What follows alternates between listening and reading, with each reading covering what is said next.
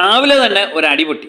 തുണിയാണ് പ്രശ്നം. തുണി എന്ന് പ്രശ്നം വരുമ്പം അതിനകത്ത് ലക്ഷ്മി ഒരു പാവമൊക്കെ ആകും എന്നുള്ളത് ഏകദേശം ഉറപ്പാണ്. കാരണം ലക്ഷ്മി കയറിയപ്പോൾ മുതൽ തുണിയുടെ പേരിൽ എന്തെങ്കിലുമൊക്കെ പ്രശ്നം ഉണ്ടാക്കിക്കൊണ്ടേയിരിക്കും. കാരണം ലക്ഷ്മിക്ക് തുണി അലർജിയാണോ എന്നെനിക്ക് സംശയമുണ്ട്. ആദ്യമേ തന്നെ ഫോബയിൽ തുണി കിടന്നു എന്നതിൻ്റെ പേരിൽ ആര്യൻ്റെ തുണിയെല്ലാം കൂടെ എടുത്ത് പണ്ട് വലിച്ചെറിഞ്ഞത് ഓർമ്മയുണ്ടല്ലോ. അതിനുശേഷം ആര്യൻ ലക്ഷ്മിയുടെ തുണി വലിച്ചെറിയുന്നു. അങ്ങനെ ആ സംഭവം ലാലേട്ടൻ വരെ ചെല്ലേണ്ട അവസ്ഥയിലെത്തി. രാവിലെ തന്നെ ഇന്ന് അടിപൊട്ടിയത് ബാത്റൂമിൽ അനുമോള് കുറച്ച് തുണിയെല്ലാം നനച്ച് ഒരു ബക്കറ്റിൽ ഉജാലയൊക്കെ മുക്കി വെച്ചിരുന്നു എന്നാണ് പറയുന്നത്. അത് രാവിലെ തന്നെ ലക്ഷ്മി കയറി ആ തുണിയെല്ലാം കൂടെ എടുത്ത് തറയിലേക്ക് വലിച്ചെറിഞ്ഞു.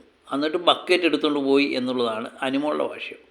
ഏതായാലും ഇത് രണ്ടും തെറ്റ് തന്നെയാണ്. ഒരു ബിഗ് ബോസാണ്. അനുമോൾ മാത്രമല്ല, ഒത്തിരി മത്സരാർത്ഥികളുണ്ട്.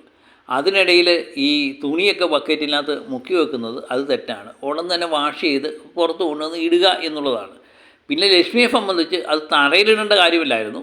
അവിടെ 8-9 മത്സരാർത്ഥികളേ ഉള്ളൂ. അവരോട് വിളിച്ച് ചോദിക്കാമായിരുന്നു ആരുടെയാണ് ഈ തുണി എന്നുള്ളത്.